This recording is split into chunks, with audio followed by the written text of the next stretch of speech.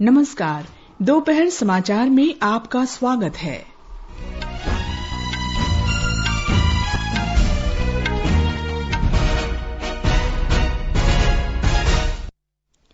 गृहमंत्री अमित शाह राष्ट्रीय राजधानी क्षेत्र दिल्ली में कोविड-19 की स्थिति की समीक्षा के लिए आज हरियाणा, उत्तर प्रदेश और दिल्ली के मुख्यमंत्रियों के साथ होने वाली बैठक की अध्यक्षता करेंगे। केंद्रीय मानव संसाधन विकास मंत्री रमेश पोखरियाल निशंक और केंद्रीय स्वास्थ्य मंत्री हर्षवर्धन ने आज संयुक्त रूप से औषध खोज हैकाथन की शुरुआत की। छात्रों, शिक्षकों, शोधकर्ताओं और पेशेवरों से कोविड-19 की दवा विकसित करने की दिशा में काम करने को कहा।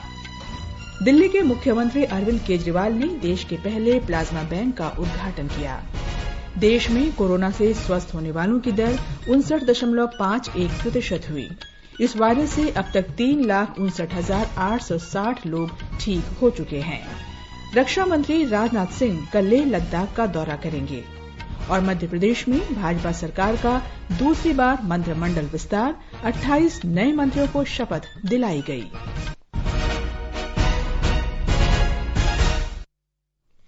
दोपहर समाचार में मैं हूं कनकलता और मेरे साथ हैं मेरे सहयोगी नवीन सक्सेना। केंद्रीय गृह मंत्री अमित शाह आज शाम वीडियो कॉन्फ्रेंसिंग के माध्यम से दिल्ली और राष्ट्रीय राजधानी क्षेत्र में कोविड-19 की स्थिति की समीक्षा करेंगे। उत्तर प्रदेश के मुख्यमंत्री योगी आदित्यनाथ, हरियाणा के मुख्यमंत्री मनोहर लाल खट्टर और दिल्ली के मुख्यमंत्री अरविंद केजरीवाल इस बैठक में शामिल होंगे। गृह मंत्रालय और स्वास्थ्य मंत्रालय के वरिष्ठ अधिकारी भी इस बैठक में उपस्थित रहेंगे। 18 जून को गृहमंत्री ने राष्ट्रीय राजधानी क्षेत्र में कोविड की स्थिति की समीक्षा की थी, जिसमें मुख्यमंत्री केजरीवाल सहित दिल्ली, हरियाणा और उत्तर प्रदेश के वरिष्ठ अधिकारियों ने हिस्सा लिया था।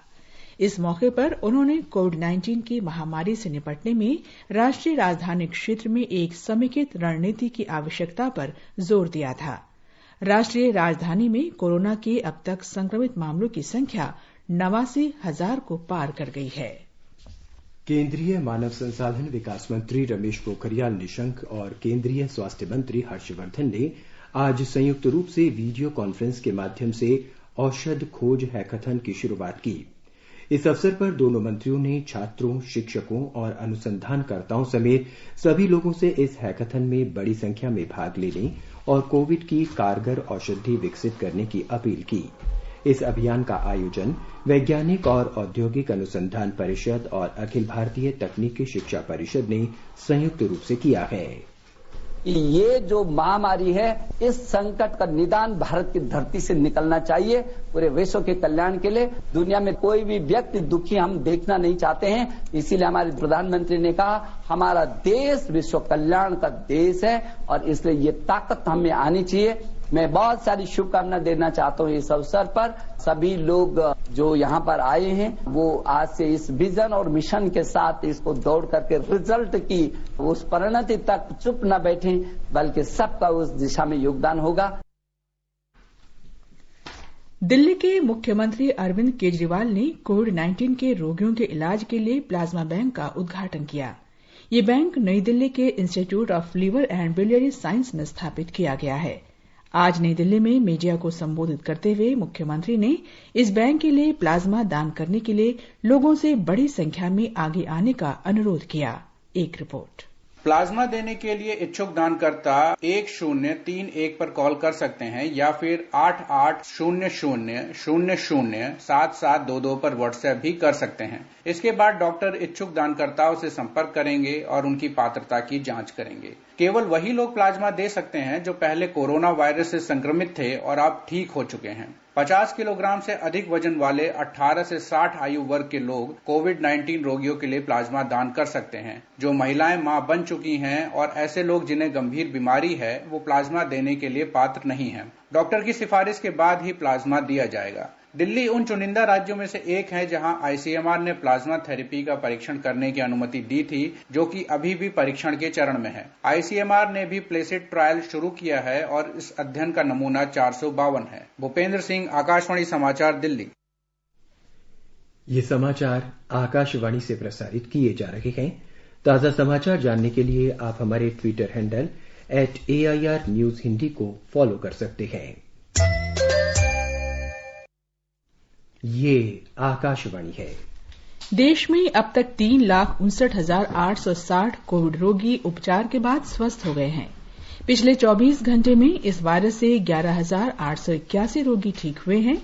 स्वस्थ होने की दर लगभग 59.51% हो गई है। स्वास्थ्य और परिवार कल्याण मंत्रालय ने बताया है कि पिछले 24 घंटे में 19,148 लोगों में कोविड की पुष्टि हुई है। अब देश में कोविड मरीजों की कुल संख्या 6,04,641 हो गई है।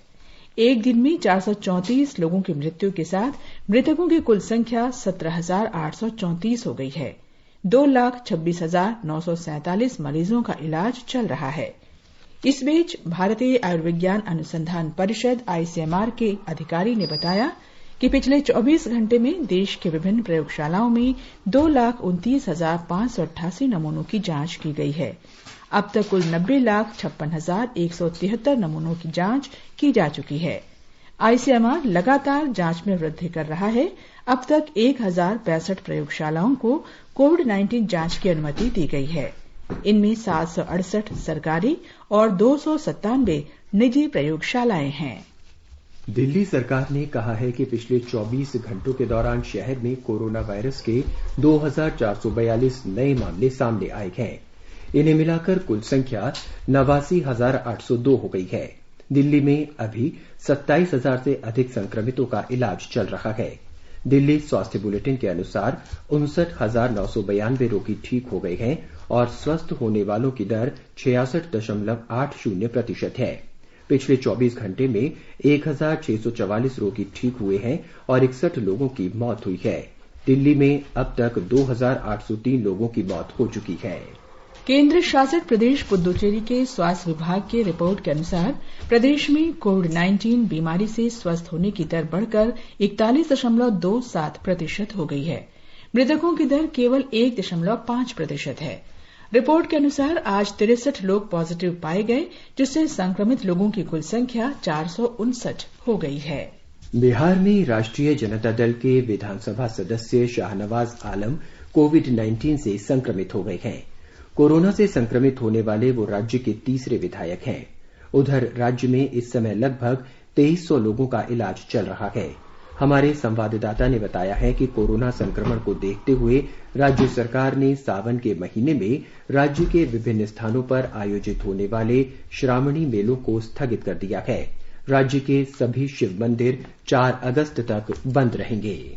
बिहार में एक मंत्री और 2 विधायकों के संक्रमित होने के बाद जनप्रतिनिधियों को विशेष सतर्कता बरतने की सलाह दी गई है। विधानसभा अध्यक्ष विजय कुमार चौधरी ने विधायकों को आम लोगों से मिलने के दौरान सोशल डिस्टेंसिंग के साथ अन्य एहतियात बरतने को कहा है। जनप्रतिनिधियों को हिदायत दी गई है कि वे संवेदनशील इलाकों में जाने से परहेज करें। इस बीच राज्य में कोरोना वायरस से संक्रमित लोगों की संख्या बढ़कर 10,205 हो गई है। उपचार के बाद 7,811 मरीजों को अस्पताल से छुट्टी दे दी गई है, जबकि 2,319 का इलाज विभिन्न अस्पतालों में चल रहा है। मरीजों के स्वस्थ होने की दर बढ़कर 77% हो गई है। आकाशवाणी समाचार के लिए पटना से कृष्ण कुमार लाल।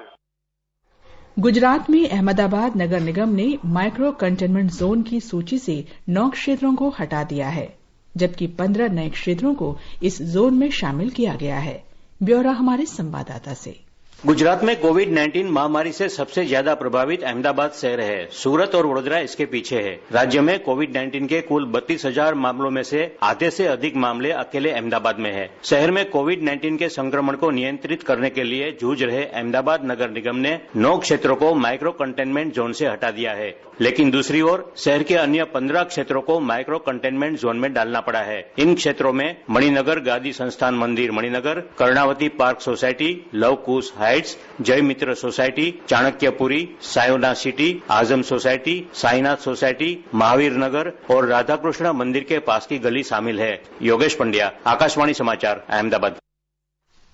हिमाचल प्रदेश में कोविड संक्रमण को देखते हुए राज्य सरकार ने अपने अधिकारियों को निर्देश दिया है कि वो ग्रामीण विकास पर केंद्रित कार्यक्रमों की शुरुआत करें। राज्य की ग्रामीण अर्थव्यवस्था को मजबूत करने के लिए ये निर्देश जारी किया गया है। एक रिपोर्ट। मुख्यमंत्री जयराम ठाकुर ने रोजगार की तलाश में शहरों की ओर पलायन करने वाले युवाओं के लिए ग्रामीण विकास उन्मुखी योजना शुरू करने के वरिष्ठ अधिकारियों को निर्देश दिए हैं। पिछले 2.5 वर्षों के दौरान ग्रामीण क्षेत्रों को विकसित करने के उद्देश्य से राज्य में कई योजनाएं शुरू की गई हैं। कोविड-19 महामारी के दौरान मुख्यमंत्री 1 बीघा योजना इस दिशा में बेहद सफल साबित हुई है और करीब 3500 परिवारों ने योजना का लाभ लेने के लिए अपना पंजीकरण कराया है। योजना के तहत सब्जियां और फलों को लगाने के लिए सब्सिडी दी जाएगी। इसी तरह राज्य के 4 जिलों के 18 ब्लॉकों में मुख्यमंत्री ग्राम कौशल योजना शुरू की गई है। योजना का उद्देश्य ग्रामीण युवाओं को रोजगार प्रदान करने के अलावा पारंपरिक हस्तकला, हथकरघा, स्थानीय कलाकृतियों, लकड़ी और धातु शिल्प को पुनर्जीवित करना है। संजीव सुंदरियाल, आकाशवाणी समाचार, शिमला। उत्तर प्रदेश सरकार आज से मेरठ संभाग के सभी जिलों में कोरोना संक्रमण का पता लगाने के लिए घर घर जाकर स्वास्थ्य जांच कर रही है। इन जिलों में सर्वाधिक संख्या में कोरोना संक्रमित रोगी हैं। इस प्रकार का अभियान राज्य के अन्य भागों में भी चलाया जाएगा। राज्य सरकार कोविड की जांच के लिए गाजियाबाद जिले में एक बड़ी प्रयोगशाला भी स्थापित करेगी। 10 दिन लंबे इस अभियान के तहत स्वास्थ्य टीमें परिवार के सभी सदस्यों की मेडिकल स्क्रीनिंग करेंगी और उनसे जुड़े आंकड़े इकट्ठा करेंगी। स्क्रीनिंग के साथ ही ये टीमें स्क्रीनिंग वाले घर पर एस का निशान बनाकर स्क्रीनिंग की तारीख अंकित कर देंगी। इस अभियान से कोरोना के संदिग्ध मरीजों की पहचान और उनके जल्द उपचार में आसानी होगी। प्रदेश के अपर मुख्य सचिव गृह अवनीश अवस्थी ने कहा कि मुख्यमंत्री योगी आदित्यनाथ ने मेरठ मंडल के जिलों पर खास ध्यान देने को कहा है। ये जिले राष्ट्रीय राजधानी क्षेत्र के करीब हैं और इनमें कोविड संक्रमित मामलों की संख्या बहुत ज्यादा है। उन्होंने हर किसी से स्क्रीनिंग प्रक्रिया में सहयोग करने की अपील की है। इस बीच राज्य में कोरोना से ठीक होने वाले लोगों का प्रतिशत 70% पहुंच गया है, जो अब तक का सर्वाधिक है। सुशील चंद्र तिवारी, आकाशवाणी समाचार, लखनऊ। लालबाग राजा गणेश मंडल ने कोविड-19 महामारी के मद्देनजर इस वर्ष गणेश चतुर्थी समारोह रद्द करने की घोषणा की है। इसी मंडल द्वारा मुंबई की प्रसिद्ध गणपति प्रतिमा स्थापित की जाती है। हमारे संवाददाता ने बताया है कि इस समारोह के स्थान पर आरोग्य उत्सव मनाया जाएगा और कुछ सामाजिक गतिविधियां आयोजित की जाएंगी। कोरोना वायरस महामारी के मद्देनजर मुंबई के प्रसिद्ध लालबागचा राजा गणेश मंडल ने इस वर्ष गणेश उत्सव न मनाने का फैसला किया है। उत्सव मनाने के बजाय वे मुख्यमंत्री राहत कोष में 25 लाख रुपए का योगदान दे रहे हैं। साथ ही कोरोना वायरस के कारण जो पुलिसकर्मी अपनी जान गंवा चुके हैं, उनके परिवारों को मंडल द्वारा वित्तीय सहायता प्रदान की जाएगी। इसके अलावा लद्दाख में चीनी सैनिकों के साथ संघर्ष के दौरान शहीद हुए 20 सैनिकों के परिवारों को भी वे सम्मानित करेंगे। इस वर्ष मंडल ने रक्तदान और प्लाज्मा दान शिविर का आयोजन कर त्योहार मनाने का फैसला किया है। मुख्यमंत्री उद्धव ठाकरे ने इस पहल की सराहना की और कहा है कि इस फैसले से कोरोना वायरस के खिलाफ राज्य की लड़ाई और मजबूत होगी। माधुरी पांगे, आकाशवाणी समाचार, मुंबई। आकाशवाणी से विशेषज्ञों की सलाह श्रृंखला में कोविड-19 के बारे में जाने माने चिकित्सा विशेषज्ञों की राय प्रसारित की जाती है। आकाशवाणी से बातचीत में विद्यासागर मानसिक स्वास्थ्य संस्थान में मनोविकार विशेषज्ञ डॉक्टर सोनाली बाला ने बताया कि कोविड के बारे में अप्रामाणिक स्रोतों से फैल रही गलत सूचनाओं ने लोगों में तरह तरह की चिंताएं और गलतफहमियां पैदा कर दी हैं। उन्होंने कहा कि लोगों को केवल प्रामाणिक सूचना के स्रोतों पर ही विश्वास करना चाहिए।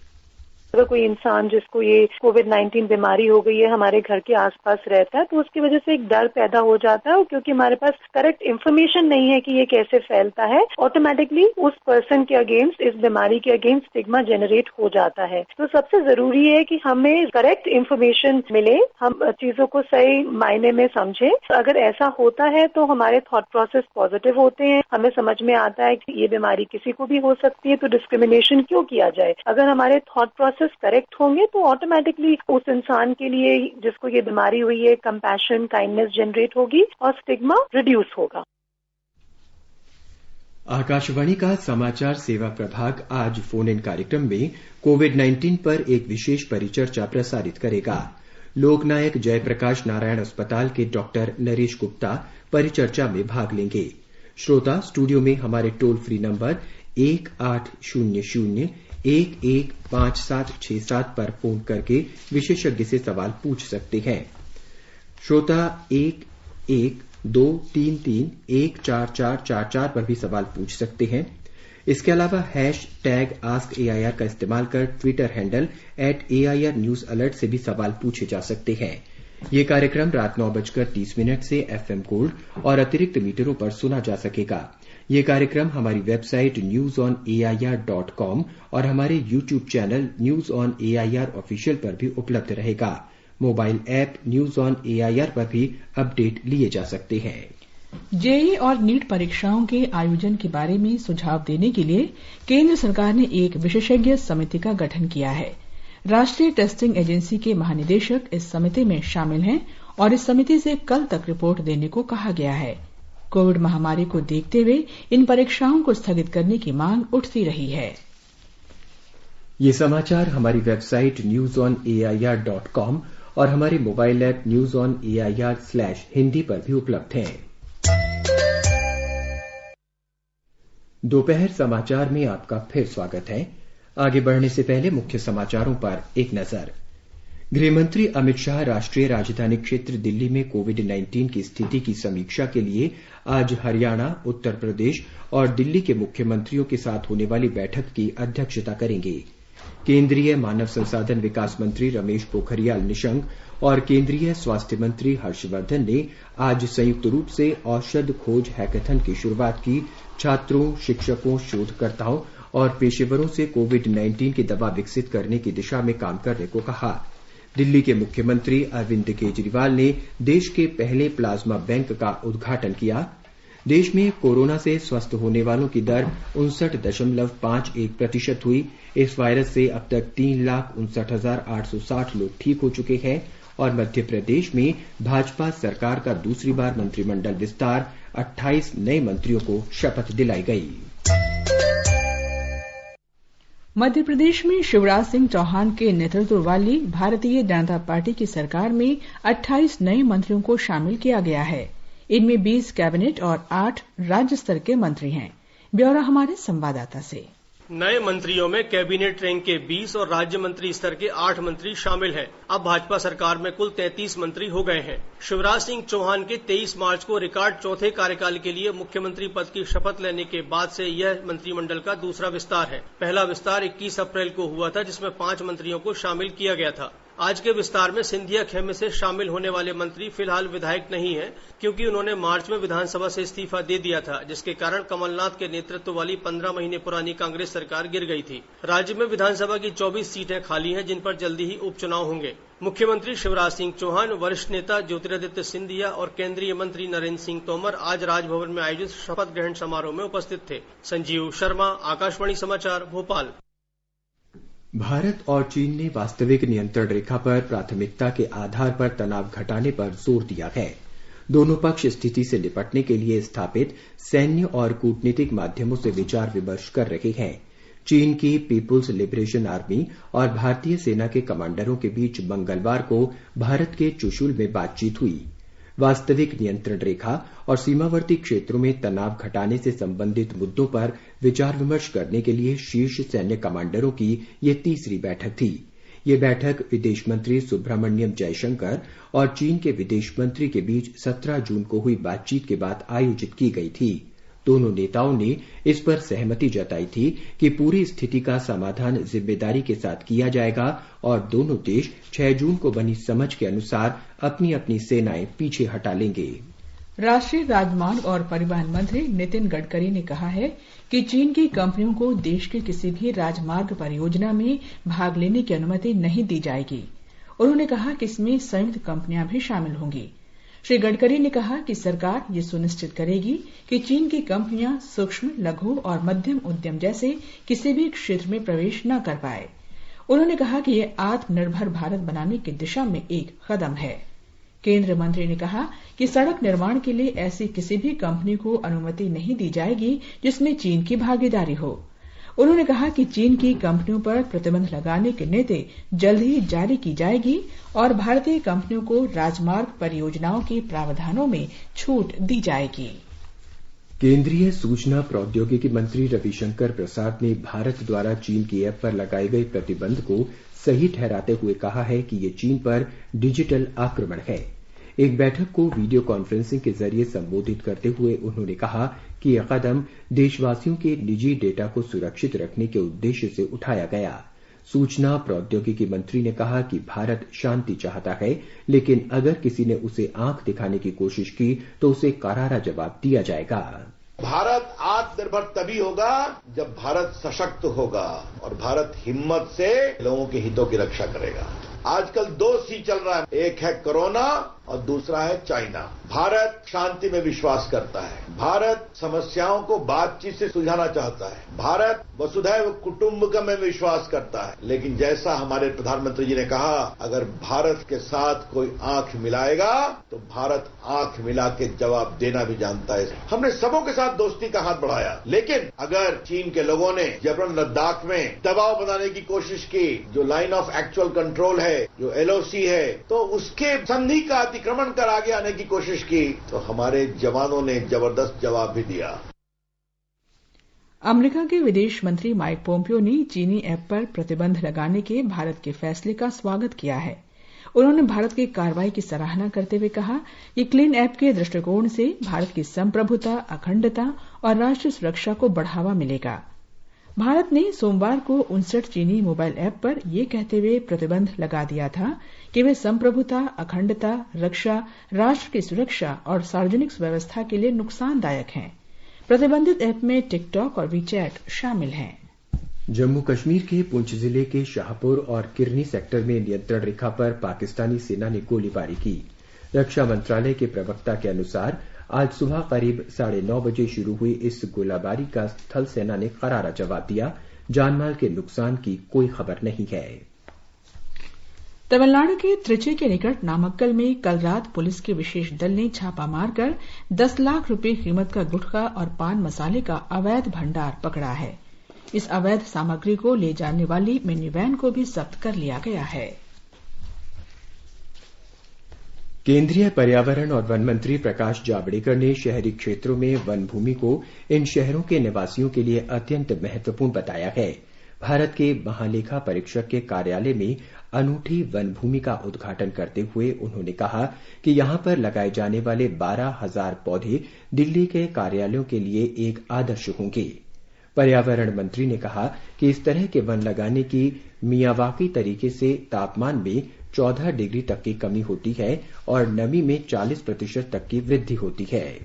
ये नया जंगल का टेक्निक है और देखने लायक है। अभी तो 6 महीने ही हुए, 3 साल के बाद ये जब पूरा फूलेगा फलेगा तो ये आनंद देगा, उपयोग भी देगा और कार्बन सोख भी लेगा और ऑक्सीजन देता रहेगा। यही तो जिंदगी का नाम है। पेड़ की जिंदगी इसीलिए होती है और पेड़ CAG ने अपनी खुद की ऑक्सीजन बैंक अपने कंपाउंड में ही तैयार की है, ये मैं कह सकता हूँ।